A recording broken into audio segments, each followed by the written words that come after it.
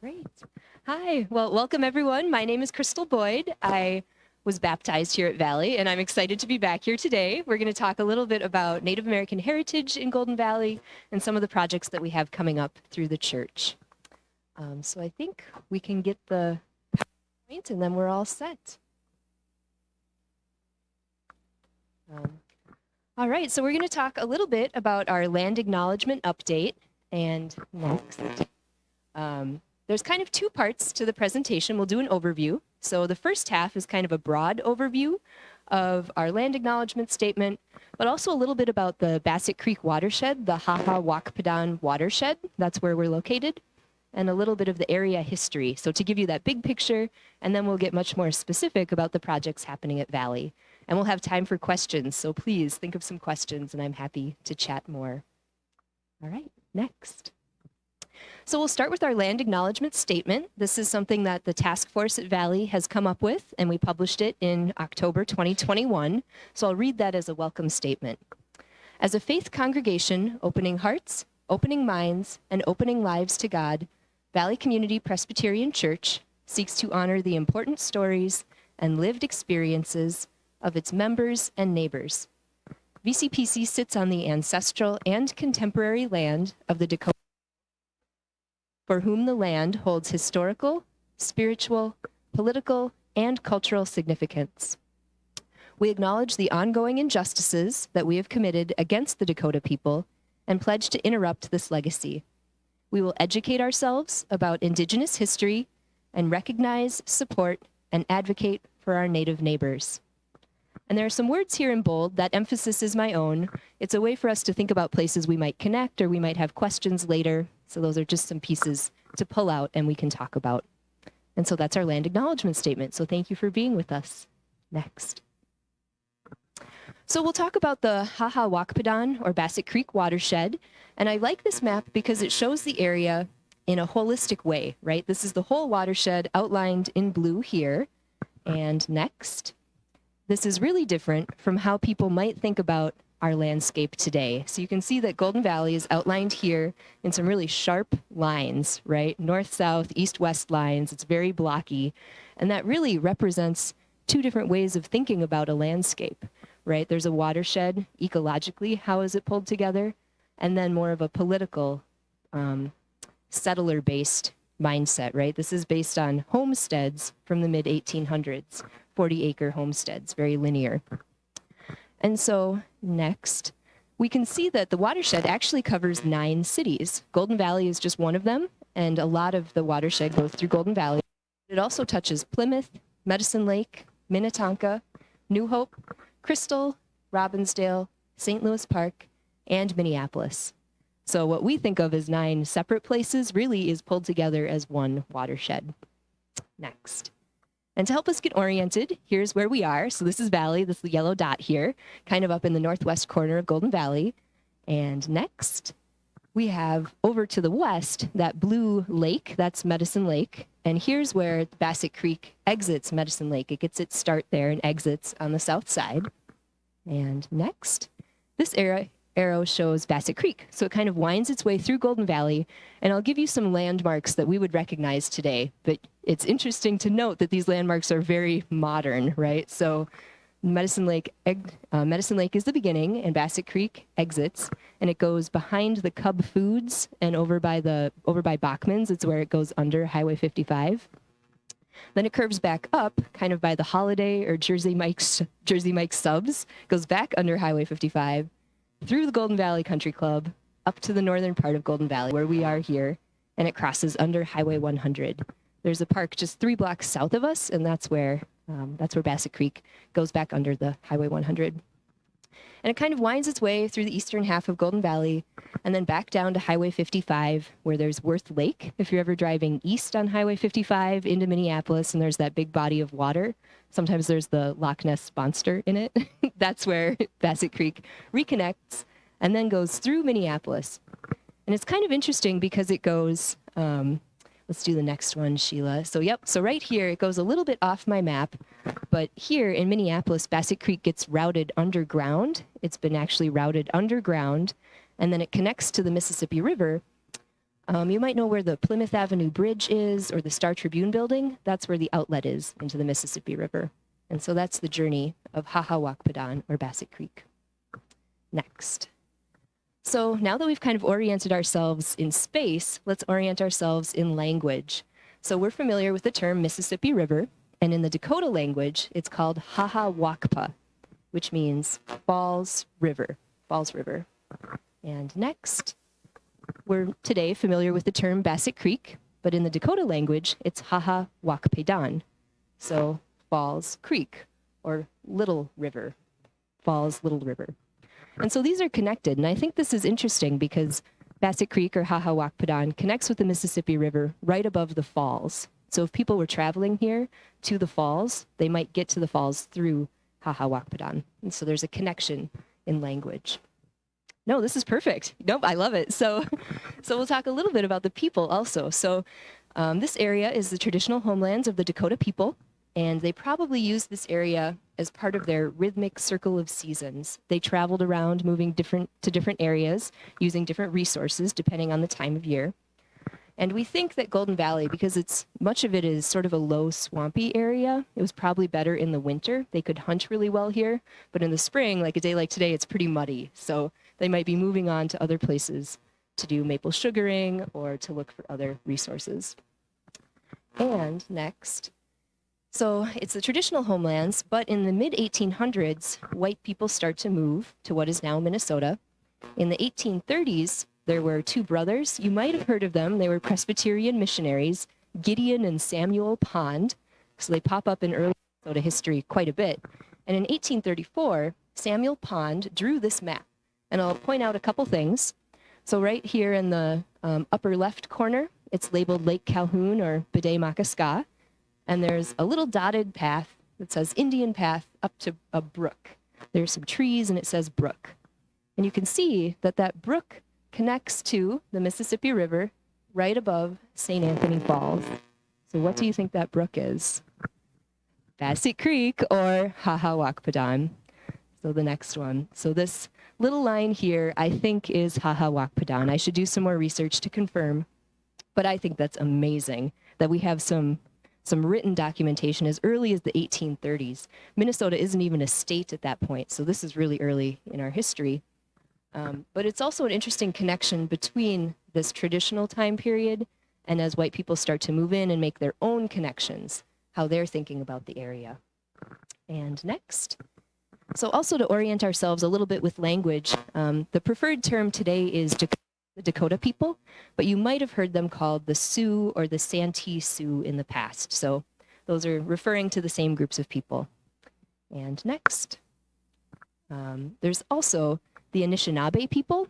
You might have heard of them as the Ojibwe or the Chippewa. They're traditionally more in the northern half of Minnesota, but we do have some documentation of them traveling through Plymouth in the 1850s. So this area was used by a lot of people for a long time, probably a lot for trade and travel. They're trying to get to the Mississippi River. This little connection point is really a good way to get there. So they're moving furs, moving goods along Hahawakpadan. All right, next. So we are going to take a brief overview of the Us Dakota War of 1862, and I admit that I feel like I can't do this justice in a few slides. So I'm going to do my best, and I'm happy to answer questions afterwards, and I will connect it to this image in just a little bit. So the Us Dakota War of 1862 was also called the Dakota Uprising. Some people prefer that term because it gives more agency to the Native people that they had taken in action. So it's referred to a couple different ways. And next.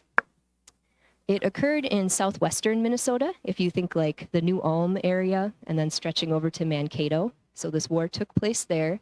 It lasted 6 weeks, which seems like a short amount of time, but the generational trauma that has stemmed from this event lasts to today. So from this 6-week period, we've had over 100 years of difficult emotions and relationships to process through. So this war was really prompted by the poor treatment of Native people by the U.S. government, its Indian agents, and white settlers. I think it's important to realize that in August of 1862, the Dakota people were starving. They were starving. And in Minnesota, we know a hard winter is coming. If you're not ready in August, the winter isn't going to get better. So these people saw that something difficult was coming, and it's sometimes described as a powder keg just waiting for a spark. And that spark happened in 1862. There was violence on both sides. Lives were lost on both sides. And next. At the end of this period, the Dakota people were moved to Fort Snelling, what's been sometimes referred to as a concentration camp at the base of Fort Snelling. If you visit today and look down towards the river valley, that's where the Dakota people were kept. And it resulted in the largest mass execution in U.S. history. So you might have heard about this in Mankato.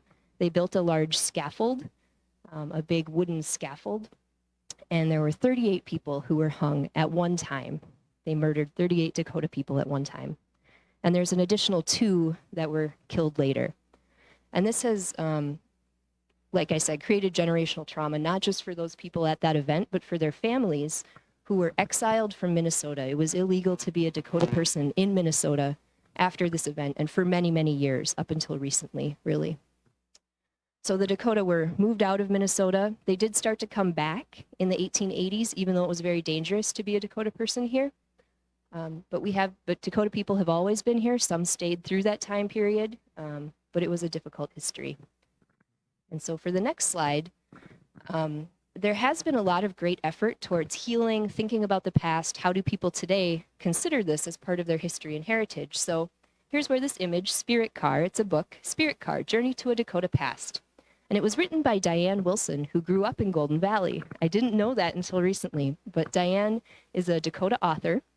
She graduated from Golden Valley High School in 1972, and she might have attended Valley. We think her brother may have been baptized here, but we haven't confirmed that yet. And next. Through this book, Spirit Car, she talks about her healing process, how she has traveled over many states and across many generations to learn this history and to learn what it means to her and her family. And she does share some memories of her life in Golden Valley. And I think it's a really positive, thorough way to look at a very difficult history. And in 2012, it was selected as the One Minneapolis, One Read selection, so that everybody in the city could try to read one book at one time to talk about that same book. It's like a citywide book club. And they selected this in honor of the 150th anniversary of the Us Dakota War. So I highly, highly recommend this book because it gives some great background in Native history, but also connects it to the present. What are people doing today to process this and come to terms with what's happened, make reparations, continue to build relationships? So this is a really cool book. I definitely recommend that one. All right, next. So I know that we're moving really quickly, but that's kind of the big overview. So we've done the land acknowledgement statement, we've talked about the watershed, and a little bit of the area history. So I think we have time. Let's take a little break. And are there any questions at this point? Because I've covered so much in just about a few minutes. I know it's a lot to take in. It's okay if there's no questions. You keep thinking about it. There's no bad question. I know some of this is difficult, and I've been learning it for the first time too, so I hope I'm presenting it in a positive way. So let's take a look at the land acknowledgement process. So in 2021, in April, so just about this time a year ago, the Valley's Land Acknowledgement Task Force met for the first time. We were thinking about some of this history. Jennifer Biggs pulled us together and said, hey, let's talk about a land acknowledgement statement. And so we started learning. There's a lot of learning that has to happen first, educating ourselves, educating our community. And so the task force toured the Golden Valley History Museum. So we did that in July. In October, we attended the Sacred Sites Tour that's hosted by Jim Bear Jacobs. There might be an opportunity for Valley members to attend that someday. And it's a really interesting opportunity to hear this history through a Native viewpoint, right? I, as a white woman, can present it the way I've learned it, but from someone in the culture, they have some really great and important perspectives. And so in October 2021, Valley, we had written our land acknowledgement statement. We had listened to a lot of things from the Native Governance Center to help guide us. And we looked at a statement from the History Theater. They had a really good one that helped us with some of our language. So we posted our land acknowledgement statement, and this is an image of what it looked like in the Valley bulletin, so it got published and looked really good. And then part of our mission not only is to educate ourselves, but to help share that knowledge. So in November, we shared about Valley's work during a national live stream. The PCUSA did a Giving Tuesday, and we had an opportunity to talk about our work to a national audience, which I think was really cool. Next. But the land acknowledgement is not where things end, right? We wanted to move beyond that. Because words are important, but they aren't an ending point. They're just a beginning. And so we wanted to lean into living our land acknowledgement statement. And we decided to pursue an oral history project. So we're calling it the Haha Wakpadan Oral History Project. And we'll interview 13 Native people who live, work, or play in the area. And hopefully, we'd like to approach Diane Wilson. We haven't done that yet, but we would like to. And author Marcy Rendon, Lieutenant Governor Peggy Flanagan. These are all women who are connected to the watershed, related to Golden Valley, and have some perspectives on how that connects to them and their heritage. And so we will partner with the Hennepin History Museum. They'll preserve the recordings and the transcriptions, so all this information will be available for years to come. And the project will take place from January to June. And we have a little handout. If anybody wants this by email, I'm happy to send that too. And next. So here are some of the project goals. So we're going to speak with people and record their words. And the intention is to amplify their voices and explore how Native people experience the area as part of their historic and contemporary cultures. I did some work and I couldn't find any oral histories of a Native American perspective before 2012. So there's really not much done, not much research has been done in this area. And we wanted to increase public awareness of Native American history in Golden Valley. And this is a challenge not just for Native American history in suburbs, but for all history in suburbs. People say, oh, the suburbs, they don't have any history. They're so recent. There's nothing here. And there's a wealth of rich information, including Native American history, that Native American people have lived here for many years and still live here today.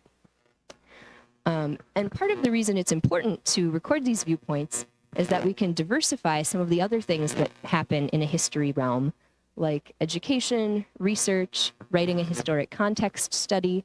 As an example, the Golden Valley Historical Society wrote a historic context study, but it started in 1852. We felt we just didn't know enough about the time period before that to do it justice. So we started in 1852 and talked about history to today, but we know that there's history before that. And we just have to start to scratch the surface to find those stories and pull them together. And we're also building on Valley's land acknowledgement statement, trying to strengthen our relationships with the Native community and listen to Native-led initiatives, letting Native people tell us what's important to them and how can we support those efforts. So that's a little bit about what the project will do, and here's how it's happening. So in July of 2021, Valley's Endowment Committee granted $1,000 of really crucial seed money. This is the funding that helped us get this project started. In August, we released a request for proposals. We were seeking an oral historian. We wanted someone who was familiar and comfortable with Native communities, hopefully a Native person themselves, had good background, and we struck gold. So we found Dr. Casey Keeler. She's from UW-Madison. And she is probably the only scholar of American Indian suburban history in the United States. And she's just right over there in Wisconsin. So we lucked out. So she had applied, we selected her and worked on her contract. And in December, Valley received $9,900 as a legacy amendment grant. Some folks might be familiar with this. This is part of your tax dollars go to support the legacy amendment. So Valley has received that grant. And then Casey was able to leverage that and receive another grant of $15,000 from UW-Madison. And all of that was only possible because we started with the Endowment Committee. They had both the foresight and the funding to help us get started. And so this project has really just grown exponentially. Next. And so then we got started. So in January of this year, we held a project kickoff meeting. It was here at Valley. It was really fun to see everyone in person. We had only been doing virtual meetings up to that point. So it was really cool to see people. And in this spring, I've been meeting with the cultural advisors. Brenda Child is on the top. She is of Ojibwe descent, and she's done a lot of work on Native boarding schools. She's a very well-recognized author. We are so pleased to have her, as well as Darlene St. Clair, who's of Dakota background. Her picture's here on the bottom, and she has done a lot working with sacred places, sacred sites, and so it's been phenomenal to have the perspectives of both of them to make sure the project is going in the right direction. And so this month, Dr. Keeler began the interviews. She's interviewed 2 people already. We have more in the hopper. And in May, she'll do a preliminary presentation of her findings at the Midwest Archives Conference. That will be in Wisconsin this year, so she was accepted to give a little talk there. And next. And kind of to wrap up, the June 4th community celebration. So mark your calendars. This will be here at Valley. This is to celebrate the project and how it's going. It'll be Saturday, June 4th from 11 to 2 here at Valley. And it's going to be a big event. It'll be family friendly. It's free for everyone. We're going to have native dancers and drummers from the Spirit Boy Drum Group. This is a picture of them. And we'll also have a native story time and an arts activity. Dr. Keeler will present her research. She'll give a talk in the sanctuary so people can learn what she's up to. And we're hoping to have some native snacks, and you can bring a picnic lunch. So we'll make a big day of it. Hopefully the weather will cooperate and we can be outside. And that's, for June. So start thinking of some questions. I think we have some time to chat, but while you think about it, there are some ways to get involved if you want to learn more. So I really do recommend reading Spirit Car by Diane Wilson because it gives that great perspective. And she grew up in Golden Valley, which is a cool connection. You could also make a financial donation to Dream of Wild Health. So Diane went on to become the executive director of that organization. It's a native-led nonprofit farm and connecting Native people to their roots, to agriculture, to some of their traditional practices. You could also attend a Sacred Sites tour, the one with Jim Bear Jacobs through the Minnesota Council of Churches, or investigate and try indigenous foods. There's a couple ways to do this. We have a local chef named Sean Sherman. You might have heard of him. He wrote the Sioux Chef Cookbook, and he also has a restaurant called Owamni over by the falls. My mom and I went. It was really a lot of fun. It was delicious, too. And then I mentioned those 2 missionaries, Gideon and Samuel Pond. There's a park in Bloomington, the Pond Dakota Mission Park, that has some really cool history. They have a great website. You can learn more about them there.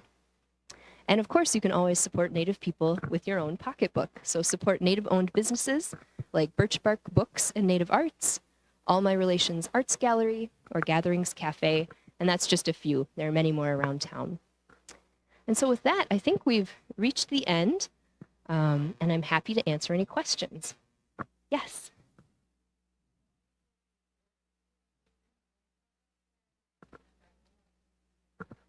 Yes. Yes, I'm happy to send out the PowerPoint, and yeah, absolutely. Perfect. So it'll be online, too. Thanks, Sheila.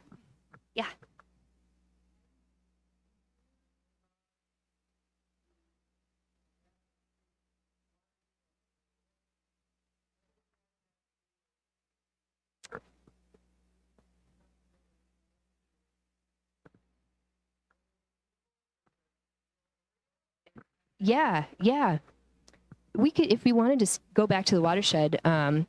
So the watershed is an area where all the water in that area would run down into Basset Creek, and then that creek would connect to the Mississippi River.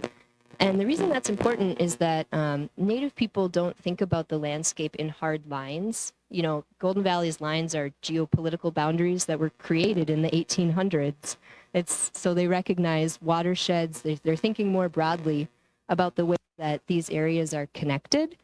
So for us, what's been split into 9 different areas governed by 9 different sets of traditionally white people to Native people is one holistic area centered around water. Water is really important in Native communities as a sustainer of life and as transportation back in the 1800s and earlier. People would move along that waterway to connect them to each other in different places.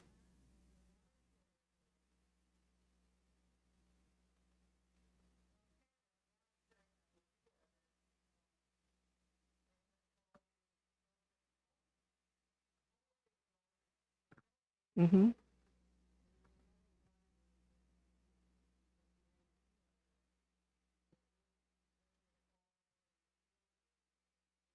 Sure. So I think you're right that, you know, Native people might not have known these exact watershed boundaries, but they were connected to the natural world in a way that that I today can't comprehend, right? I spend so much time inside, I would never be able to watch the landscape in a way that they did. But this approach really has resonated with Native people, that we aren't just doing a Golden Valley project, that it's beyond that, because the Golden Valley boundaries don't signify anything in their culture. You know, they do politically today, but traditionally it's a much bigger picture of the environment together. Yeah. Yeah.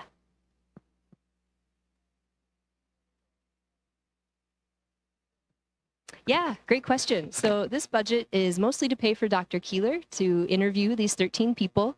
We're also providing stipends to the interviewees, right, to recognize the time and the emotional labor that they put into their interview. And then we're typing up the interviews. So Dr. Keeler has hired a student, her name is Margot, to transcribe the oral histories.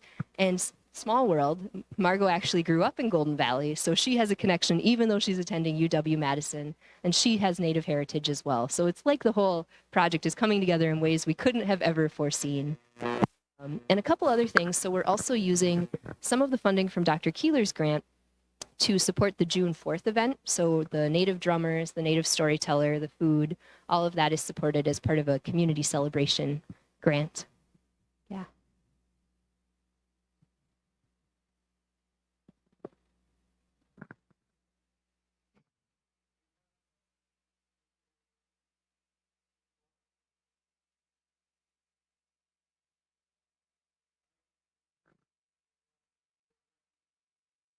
Yes, yep. So we talk a lot about the area as the traditional homelands of the Dakota people. They were probably the main group in this area, but because we're so close to the falls and the convergence of the Mississippi and the Minnesota River, there were a lot of people here. Anishinaabe or Ojibwe people would travel through the area. And then also as we get into the 1800s, 1900s, just lots of people are moving around a lot. And so today, the Native population of Golden Valley is much more diverse. People of many different tribal backgrounds coming from many different places. And so our project, even though it focuses on Dakota and Anishinaabe voices, we're really open to lots of voices. So for example, Dr. Keeler, her tribal background is from California, but she had moved to the Twin Cities as a young child, and then she grew up here and then went to UW-Madison. So I think she's particularly interested in the folks who consider this their traditional homeland, but also broadening that, because these are still Native places, even if you aren't Dakota or Ojibwe. You can still be a Native person in a suburb and have a Native experience. And so that's kind of an interesting, different approach that people might not expect for the project.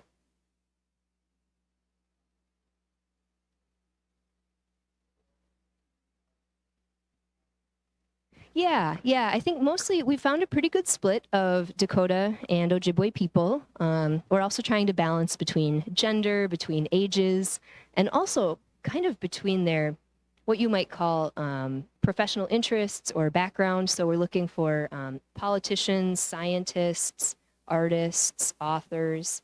The list goes on, and it's business people. It's just been really fun to see how many Native people are in Golden Valley once you start to look for them. We've really only scratched the surface. Yeah.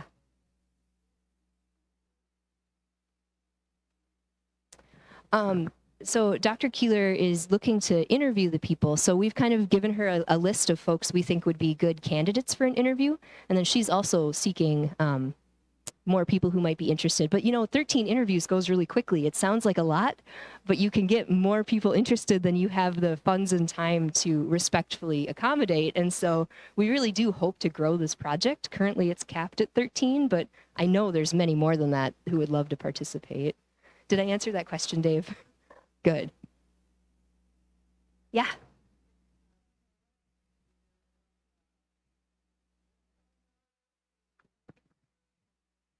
Yeah, what's the long term, right? Good question. So the Oral History Project is a project to itself. So once we've got the recordings and transcripts, that's the end of this phase. But we do have a long-term vision. We've talked about a documentary, or maybe the Minnesota Historical Society could use it as part of background for their work. The more we pull together and make available, the more options there are to use it. So I think Dr. Keeler hopes to continue with this, because what's cool about this project is that we're supporting her as she launches her research program. She's getting started as a young professor and really using this as seed information for the work that she does. So I think it's really cool that Valley, we're trying to step back and let her lead the project in the direction she wants to go and make it be impactful for her work.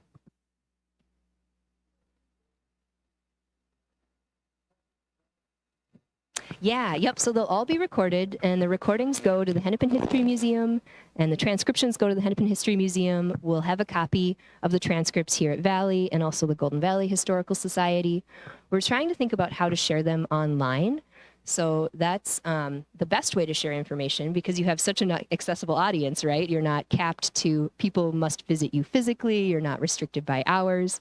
But there are some other restrictions. You know, having your voice put on the internet might not be something that every interviewee would like to see. So we give them options about the kinds of restrictions they want to place on their interview. But you're right that the point is to make it as accessible as possible because we want this information to be available. Yeah.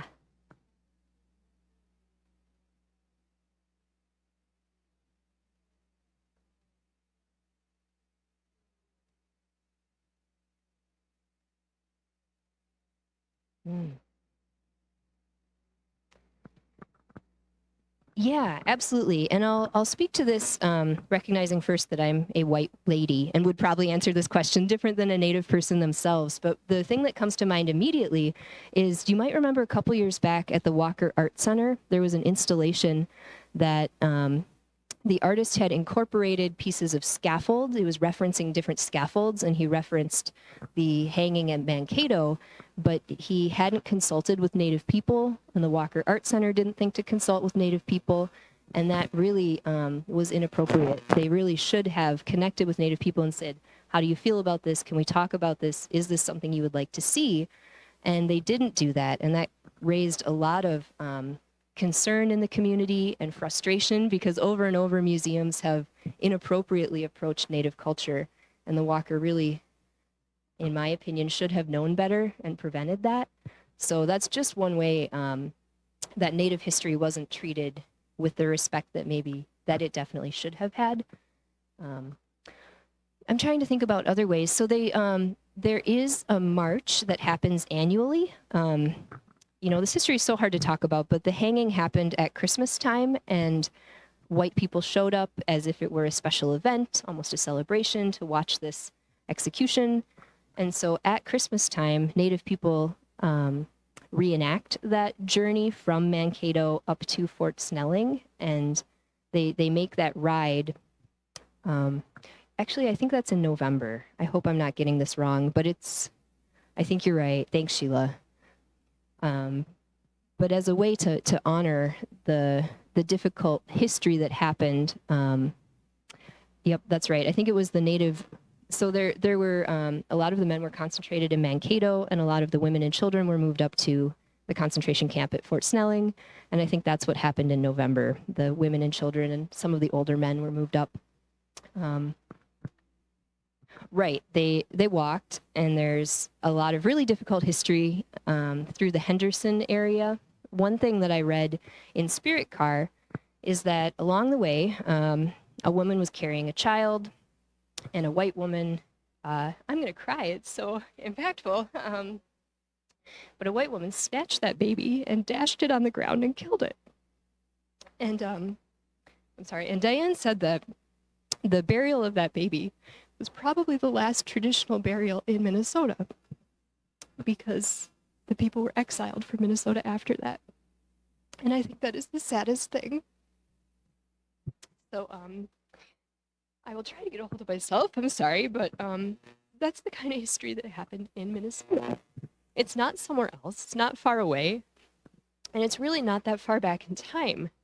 A lot of us can trace our own history back to the 1850s. Whether you were in Minnesota or your family was on the East Coast, it's really not that far back. And so these are emotions that really impact all of us. And our community has been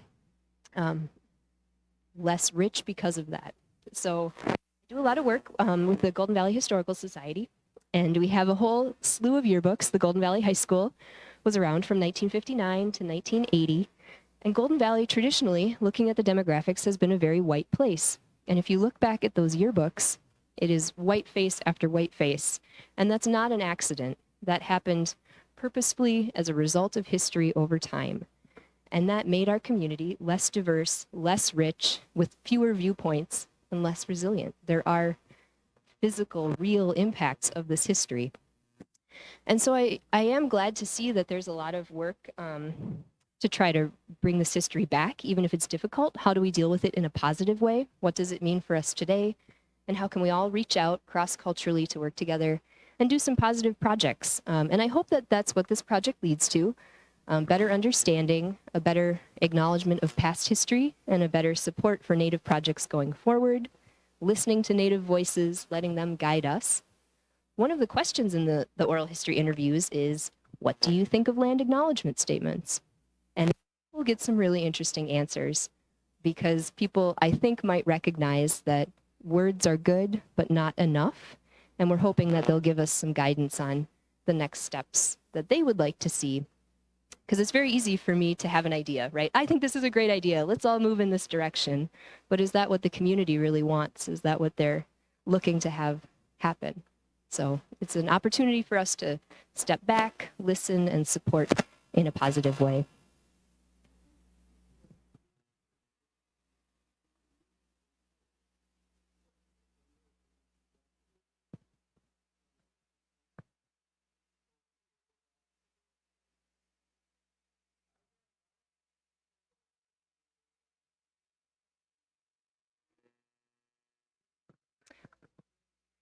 Yes. Great question. And I should be repeating these questions for the recording. So the question is about, if Native people were removed, are they starting to find their way back to Minnesota? And the answer is yes. They did, even very early on in the 1880s, people started moving back. There was still a lot of discrimination and frustration stemming from what happened in 1862. 20 years is very, very not much time. But people were moving back, and even today, moving back, I think a good example is Dr. Kate Bean. She now leads the M Museum in St. Paul. Her family had been removed, and I believe, I shouldn't get this wrong, but I believe they were at a reservation in Nebraska. So a lot of people were moved around and into Nebraska. But now, today, recently, her and her family have moved back and done a lot of work in the Twin Cities with the Native communities. She worked for the Minnesota Historical Society. Now she's leading the M Museum. And so people have moved back. One thing I wish that we could do a little better with this project is to reach out to folks beyond Minnesota. But the difficult part is that a lot of their own history has been lost. If you imagine, some of us might have relatives who lived through a world war and were very reluctant to talk about it. A similar thing happened in Dakota culture. People had lived through this trauma and didn't want to talk about it much. That generation had been through so much. They didn't want to dwell on it. And sometimes that history of where their families came from or their connection to Minnesota might have been lost. So people might move back here, but they don't know much about what their family was doing or where they were when they originally lived here. Yeah. Right, reservations. So Minnesota has 11 reservations. I believe it's 7 Anishinaabe and 4 Dakota.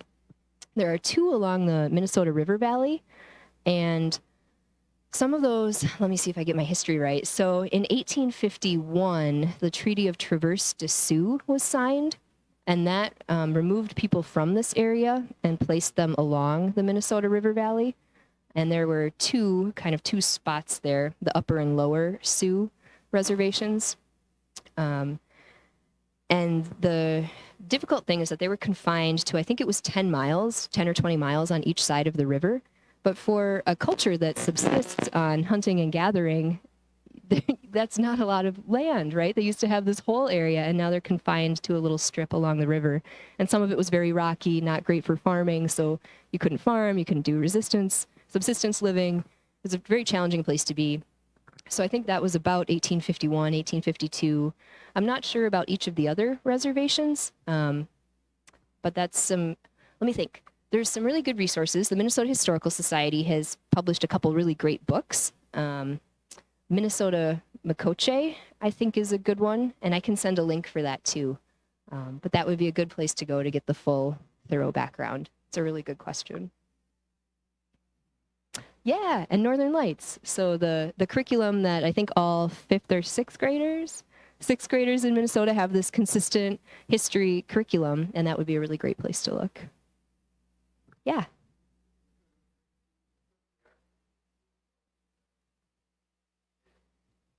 Great question. So how are Native people responding to the project?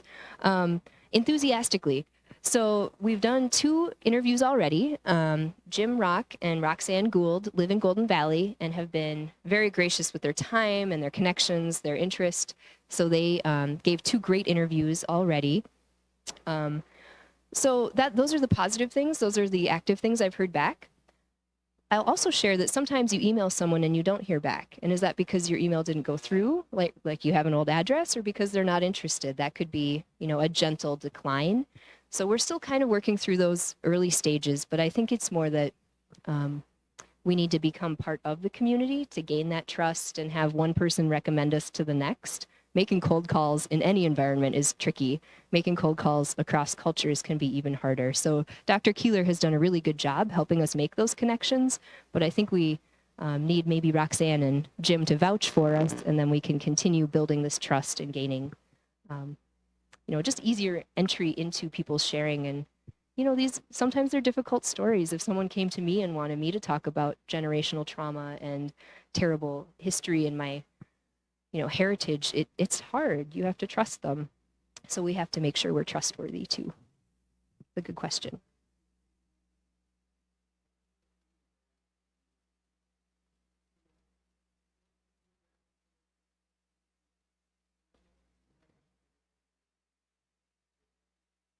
Right. Mm-hmm. Yeah. Yes, language revitalization efforts are huge, both for Ojibwe and Dakota people. So, it's so hard because I can share what I've learned, but I don't want to get it wrong. There are things that I think I know, but if I was speaking with you one-on-one, I'd be like, let me look this up real quick. So language is so important. And there are folks that are teaching their children at really young ages, starting to raise them up. And one thing I think is cool is if you stop by Birch Bark Books, it's just over here in, I forget what that neighborhood is called, Kenwood, the Kenwood neighborhood. It's cool because there's a section of all little kids' books, either about Native culture or in Native languages. And it's just a feeling of, you can imagine it would be a feeling of home for someone who doesn't get that somewhere else. If you walk into a bookstore where all the books are in English, that's a very dominant force saying, English is our language. If you walk into a space that's focused on Native languages, that's a different kind of support and a different message. So I think it's really cool, and I hope that there's more language efforts to come.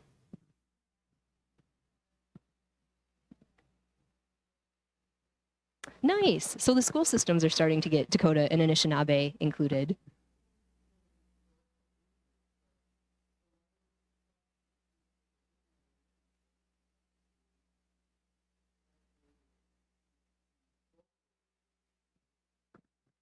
Yeah. So the Pond brothers, Gideon and Samuel Pond, one thing they're really well known for is that they helped create the first written Dakota language. They created a Dakota dictionary, a Dakota Bible, that was Dakota hymns. So they helped to record some of that. And this is kind of interesting. So the Synod, so we're part of the Presbyterians Prairies and Lakes, Synod of Lakes and Prairies. And through that, the presbytery owns some materials in the Dakota language from the 1800s, and they worked with the Minnesota Digital Library to get those scanned and made available online. So you can actually go and check them out. It's really cool to see these maps and information, little kid books in Dakota from the 1800s, to see what that looked like really early on. How are we doing on time? We might have a lot. Okay.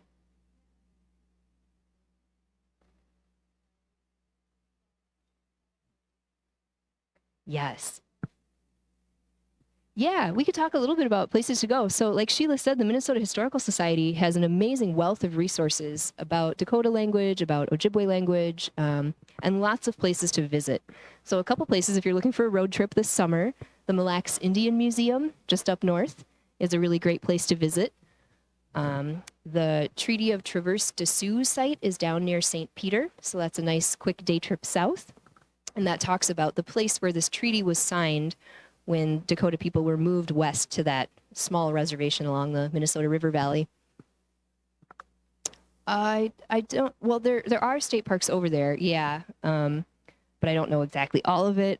You can visit, oh gosh, there's so many places. Like we said, the Pond Mission in Bloomington is probably the closest place to visit. And Fort Snelling, of course, has lots of history, including Indigenous history. So sometimes people focus on the military aspect of Fort Snelling, but it's got so much more than that because where the Minnesota River and the Mississippi River meet right there at Fort Snelling is called Bedote, or the center of the Dakota universe. And so that's really, their creation stories are very tied to that place.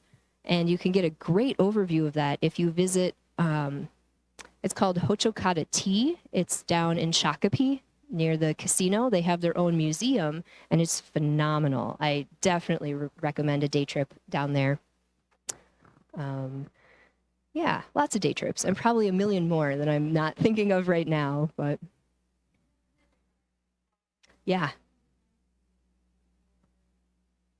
Yes, yep. The Minnesota History Center has some great information. The Science Museum of Minnesota has some great information.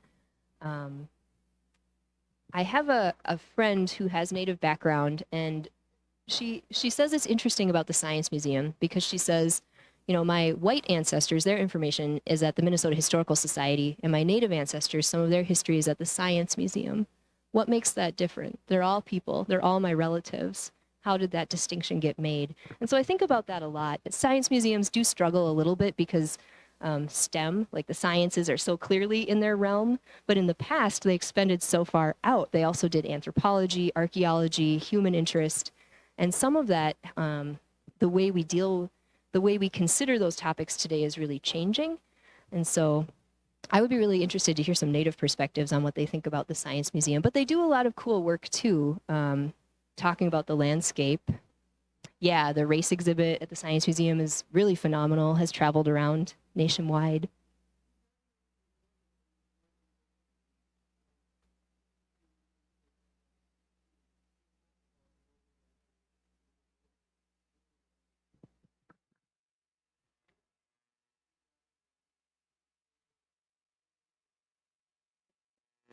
Yes.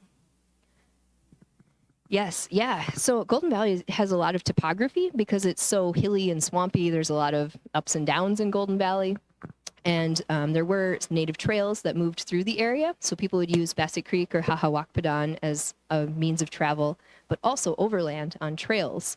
And a lot of those trails became pioneer or settler roads and then later were paved as the roads we use today. So a little bit of Glenwood Avenue was originally a native trail, and a little bit of Golden Valley Road was kind of coming down at that angle. So that's another way that you can look at Golden Valley, whereas, you know, you can kind of see it a little bit on this map. You know, Highway 100 is pretty north and south, right? It's a pretty straight line. 55 through Golden Valley has a few bends and turns, but really, to Native people, straight lines mean that whoever was drawing them was not looking at the landscape, right? Because if you look at the landscape, it will force you to take turns and bends and curves. It's very difficult in nature to make a straight line. So it's an interesting way to look at maps. I'm trying to think if there's anything else we should touch on. We could talk a little bit about the land acknowledgement statement if we wanted to pull that back up. It's a good... There's one way at the end and one way at the beginning. So you get the whole overview in quick succession. Yeah, if you go a couple more, I think you're going. Yep. Maybe 3 more. Keep going. 1 more. Yep, there we go. So we've got kind of these 3 different pieces, and some things that we wanted to pull out were about the ancestral and contemporary land, you know, emphasizing that that Native people aren't in the past. They're here today. They've been here continuously, and that this is a Native space that holds many different meanings for them. And we should honor all of those. And then there's also ways, some action, some verbs, ways that we want to be involved. So interrupting the way we've been thinking about Native people in the past, educating ourselves about this history, which is part of what we're doing today, and then recognizing, supporting, and advocating for our Native neighbors. And really the idea is to let them lead that work, but for us to be available and supportive. So I hope that this language captures that intention, but it's always a draft. You know, if you have feedback or if your Native friends have feedback, our task force is happy to consider that and talk with them and try to incorporate any changes that should be made. Yeah, but I think it's been good.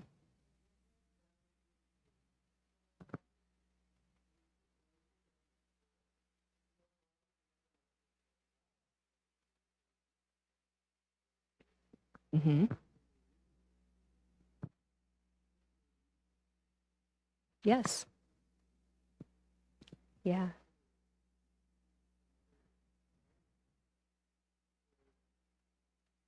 Mm-hmm. Yeah. Yeah, talking about Valley's Peace Poll and what languages were on that. How were those languages chosen? Maybe Dakota or Ojibwe should be of that. Well, I think I'll stick around to answer any questions. This has been really great, and I appreciate all of your time and attention, but thank you so much.